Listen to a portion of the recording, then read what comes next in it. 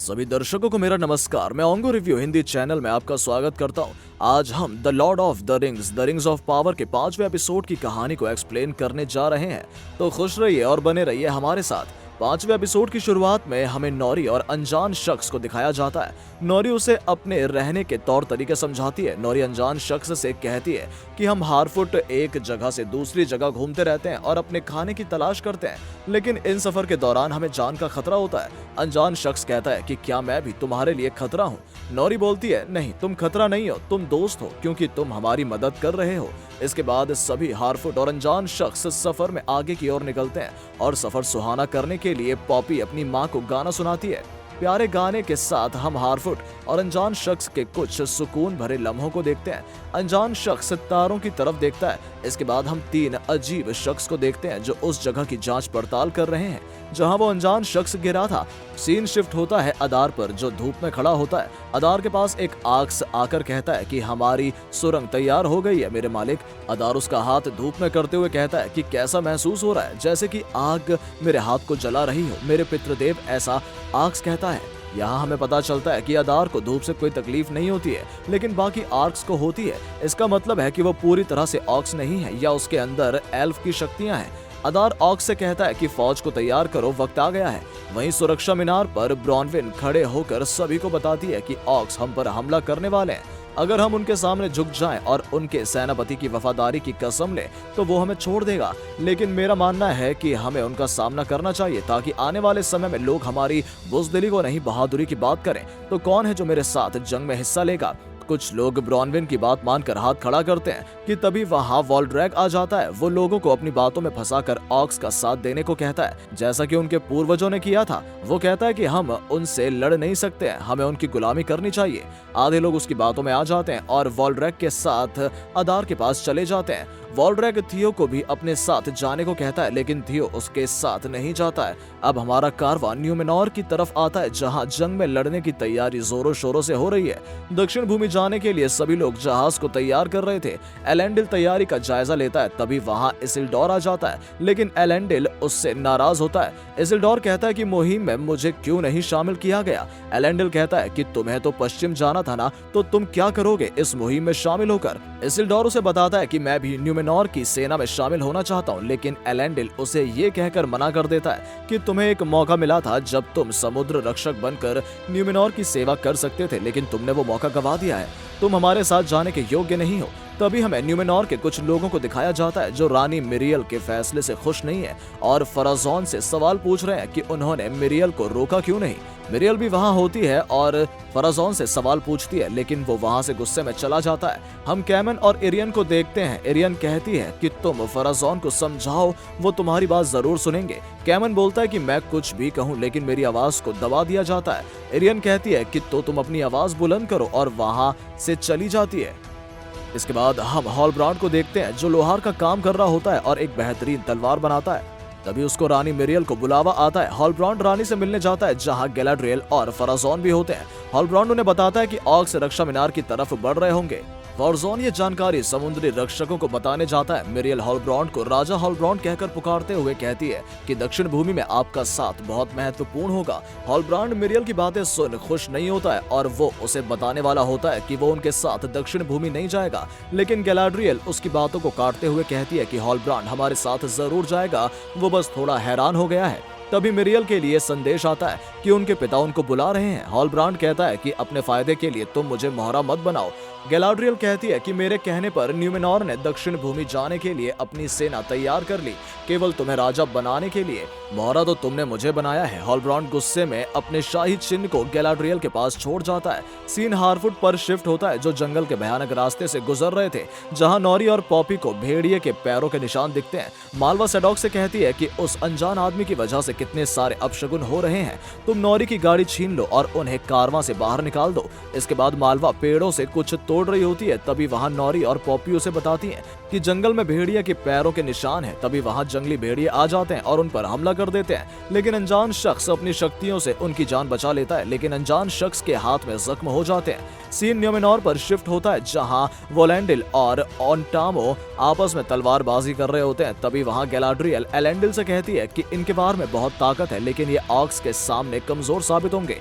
इसके बाद गैलाड्रियल योद्धाओं को ऑक्स को मारने के लिए कुछ तरीके समझाती है, लेकिन तभी एलेंडिल एक अनाउंसमेंट करता है कि जो भी योद्धा गैलाड्रियल को हरा देगा उसे उप सेनापति बना दिया जाएगा। इसके बाद एक प्रतियोगिता होती है जिसमें गैलाड्रियल से सभी योद्धा मुकाबला करते हैं, लेकिन सभी गैलाड्रियल के सामने कमजोर साबित होते हैं।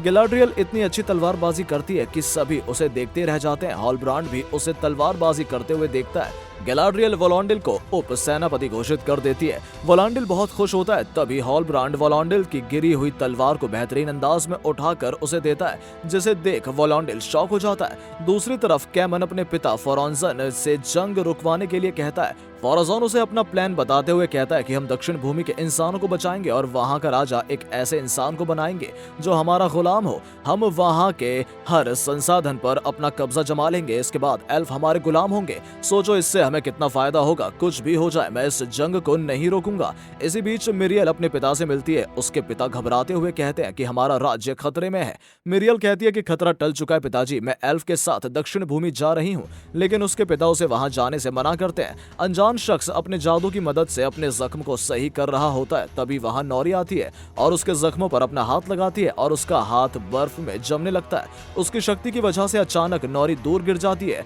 और वहां से डर कर भाग जाती है। इसके बाद हम शाही दावत को देखते हैं जहां डुरीन एलरॉन्ड, कैलेम्ब्रिब्रॉर और महाराज गिल गैलेड होते हैं। सभी लोग खाजाद और डॉल्डोर दोनों हस्तियों की संधि के नाम का जाम पीते हैं, लेकिन गिल गैलेंड डुरीन को टोकते हुए कहता है कि आपको खदान में ऐसा क्या मिला है जो आपकी खुदाई में नई ऊर्जा आ गई है। डुरीन भी नहले पर दहला मारते हुए कहता है कि मैं भी लिंडेल के बारे में यही जानना चाहता हूं कि आप एक छोटा सा फैसला लेने में काफी समय लगा देते हैं, लेकिन कुछ दिनों में आपने अपने शहरों की सीमा बढ़ा दी और योद्धाओं को जल यात्रा पर विदा कर दिया है। ये कुछ अजीब नहीं है। तभी एलरॉन्ड उनकी बहस को बंद कराने की कोशिश करता है और सभी दावत का आनंद उठाते हैं। गिल गैलेड एलरॉन्ड से पूछता है कि तुमने the song of the roots of हिथाय गिलियर की कहानी सुनी है, क्या तुम मेरे लिए दोहरा सकते हो? एलरॉन्ड कहानी दोहराता है और हमें पता चलता है कि ये एक ऐसी जंग की कहानी है जो एक पेड़ की सुरक्षा के लिए हुई थी। पेड़ में ही खोया हुआ प्रकाश रत्न छुपा हुआ था। एक तरफ एल्फ योद्धा लड़ रहे थे और दूसरी तरफ था मॉर्गोथ का अग्नि राक्षस, जो जंग के बीच में पेड़ बिजली की आगोश में आ गया था और उस जंग ने एक महाशक्ति को जन्म दिया जिसे कोई भी शक्ति हरा नहीं सकती थी। वो शक्ति उन पहाड़ियों का हिस्सा बन गया। एलरॉन्ड कहता है कि डुरीन सही कह रहा था, ये सब आपका जाल था। गिल गैलेड कहता है कि तो तुम मानते हो कि डुरीन ने वो धातु ढूंढ ली है जिसमें प्रकाश रत्न की शक्तियां हैं। एलरॉन्ड कहता है कि मैंने डुरीन के लोगों का राज छुपाने की शपथ ली है और ये शपथ मैं नहीं तोड़ूंगा। गिल गैलेड एलरॉन्ड को एक वृक्ष के पास ले जाता है जो सड़ने लगा है। गिल गैलेड कहता है कि इस वृक्ष के अंदर का प्रकाश खत्म हो रहा है, इसलिए ये वृक्ष सड़ रहा है और यह हमारी प्रजाति के विनाश का संकेत है। लेकिन अगर एल्फ मध्य धरती छोड़कर चले गए तो अंधकार पूरी धरती को खत्म कर देगा और हमारे साथ साथ सारी प्रजातियों का नाश भी हो जाएगा। अगर अभी भी तुम्हारी शपथ इन सबसे बड़ी है तो हमारा बात करना व्यर्थ है। वहीं जंग में जाने से पहले न्यूमेनॉर में जश्न मनाया जा रहा है। वोलांडिल और ऑन्टामो से इसिल्डोर मिलने आता है ताकि वो उसे भी सेना में भर्ती कर ले, लेकिन वोलांडिल कहता है कि तुम मेरे सबसे अजीज दोस्त हो, पर मैं अपना नाम दांव पर लगाकर तुम्हें सेना में भर्ती नहीं कर सकता जिसे तुम कभी भी छोड़ सकते हो। वहीं कैमन छुपकर जहाज में घुसता है और जहाज में आग लगाकर उसे बर्बाद करने की कोशिश करता है ताकि सेना युद्ध लड़ने दक्षिण भूमि ना जाए, लेकिन वहां पहले से ही इसिल्डोर जहाज में छिपा हुआ था ताकि वो छिपकर सेना के साथ जा सके। इसिल्डोर कैमन को रोकने की कोशिश करता है लेकिन जहाज में आग लग जाती है, पूरा जहाज तबाह हो जाता है। इसिल्डोर कैमन को बचाकर तट पर ले आता है और एलेंडिल से कहता है कि शायद कनस्तर फटने से जहाज में आग लग गई। कैमन कहता है कि हाँ, ये सही कह रहा है और इसने मेरी जान बचाई है। इसके बाद रानी मिरियल को दिखाया जाता है जो जहाज बर्बाद होने से बहुत परेशान होती है। गैलाड्रियल कहती है कि ये आपका विश्वास तोड़ने की साजिश है।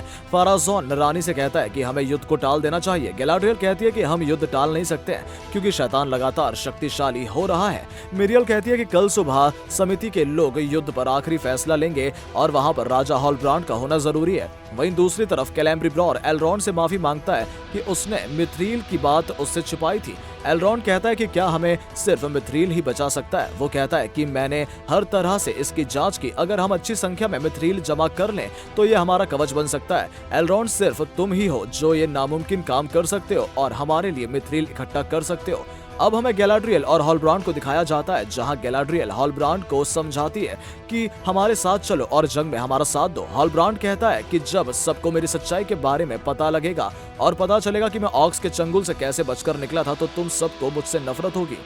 हॉलब्रांड गैलाड्रियल से उसकी सच्चाई के बारे में पूछता है। गैलाड्रियल हॉलब्रांड को अपने बारे में सब कुछ बता देती है कि ये जंग उसके लिए सब कुछ, उसने अपने बहुत से लोगों को खोया है, इसलिए वो उन सब का बदला लेना चाहती है। इसके बाद हमें दक्षिण भूमि का सीन दिखाया जाता है, जहां वॉल्ड्रैग और इंसान अदार के सामने झुककर उसकी वफादारी की कस्में खाते हैं, लेकिन अदार गुस्से में वॉल्ड्रैग को मारता है और उसकी तरफ एक खंजर फेंककर कहता है, वफादारी केवल खून मांगती है। अदार रेविन को पकड़कर वॉल्ड्रैग को उसे मारने को कहता है। वॉल्ड्रैग उसे मारने के लिए तैयार हो जाता है।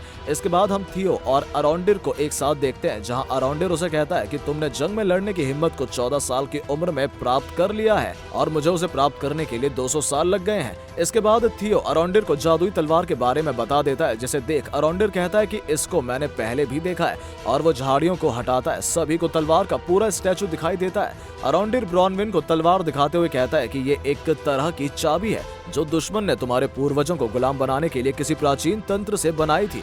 अदार ईश्वर बनना चाहता है, वो आक्स को यहाँ बसाना चाहता है और वो जानता है कि जिस चीज को उसकी तलाश है वो तुम्हारे बेटे के पास है। ब्रॉनविन कहती है कि वो आक्स कितना समय में यहाँ पहुंच जाएंगे। अराउंडिर कहता है कि कुछ दिन या कुछ घंटे। ब्रॉनविन की हिम्मत टूट जाती है और वो अदार के सामने झुकने के लिए मान जाती है, लेकिन अराउंडिर उसे मना करता है। ब्रॉनविन कहती है कि हमारे पास कोई भी रास्ता नहीं है, हमने हमेशा से अंधेरे की गुलामी करी है और हम आखिरी दम तक यही करेंगे, क्योंकि ये हमारी किस्मत है। जो हम हमला करेंगे तो हम और ये मीनार सब तबाह हो जाएंगे। इसके बाद हमें ऑक्स की सेना दिखाई जाती है। ऑक्स मीनार की तरफ बढ़ रहे होते हैं। सीन डुरीन और एलरॉन्ड पर शिफ्ट हो जाता है, जहां एलरॉन्ड डुरीन को बताता है कि तुम्हारे पास मेरे आने की वजह दोस्ती नहीं, एक मकसद था जिसका मुझे कोई अंदाजा भी नहीं था, और वो मकसद था मिथ्रील धातु, क्योंकि उसे बिना एल्फ को मध्य धरती छोड़नी होगी, वरना एल्फ विलुप्त हो जाएंगे। बस तुम ही हो जो हमें विलुप्त होने से बचा सकते हो। डुरीन कहता है कि पूरी एल्फ प्रजाति का भविष्य अब मेरे हाथ में है, जिसे सुन डुरीन को बहुत गर्व होता है और वो एलरॉन्ड से कहता है, तुम भी क्या याद रखोगे? चलो मेरे पिता को मनाते हैं कि हम तुम्हारी एल्फ प्रजाति के लिए मिथ्रील का इंतजाम कर सकें। इसके बाद हम देखते हैं कि हॉलब्रांड भी युद्ध में लड़ने के लिए तैयार हो गया है। अब न्यूमेनॉर की सेना युद्ध के लिए रवाना हो रही है और सभी लोग उनका उत्साह बढ़ा रहे हैं। हम देखते हैं कि इसिल्डोर को भी सेना में शामिल कर लिया गया है, लेकिन एक घुड़सवार के तौर पर नहीं, बल्कि एक अस्तबल कर्मी के तौर पर। इस बात से वॉलोंडिल इसिल्डोर को देख हंसता है और दोनों आपस में गले लगते हैं। इसके बाद पूरे स्वैग के साथ गैलाड्रियल को जहाज पर एंट्री होती है, जहां सभी लोग गैलाड्रियल को घूर कर देखते हैं। आखिर में गैलाड्रियल और हॉलब्रांड को दिखाया जाता है, जो हाथ मिलाते हैं और जहाज मध्य भूमि की ओर रवाना होते हैं। और यहाँ पर 5वें एपिसोड का अंत हो जाता है। अपना कीमती समय देने के लिए ऑन्गो रिव्यू चैनल आपका शुक्रिया अदा करता है। The Lord of the rings of power के अगले एपिसोड के रिव्यू के लिए ऑन्गो रिव्यू हिंदी को सब्सक्राइब करें और बेल आइकन प्रेस करें, ताकि हमारी हर वीडियो की नोटिफिकेशन आपको मिल सके।